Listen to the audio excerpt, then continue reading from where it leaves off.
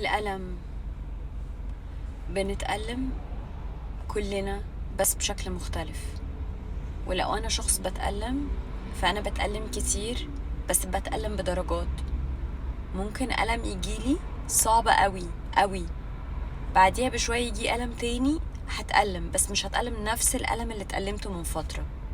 بعديها بفترة يجي ألم يكسر كل الألم ده ويعديه بمراحل شديدة قوي. فدرجات الألم كتيرة، بس الألم بيجي علشان يختبرني.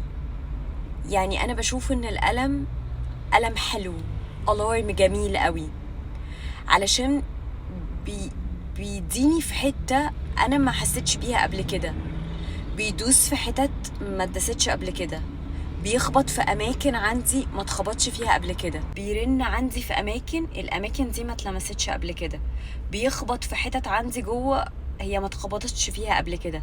فالألم بيبقى عالي قوي. ففي الآخر الألم دي عبارة عن رسالة مشاعر، فبتحاول تجيب لي أو تفهمني أنا المفروض أعمل إيه دلوقتي، أو المفروض إن أنا أبقى كويسة إزاي.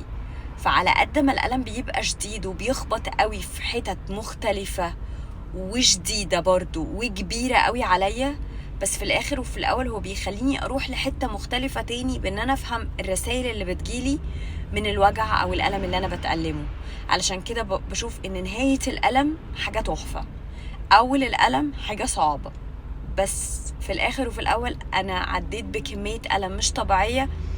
بس ممكن يكون جالي ألم جديد مكانه محدش داس فيه قبل كده.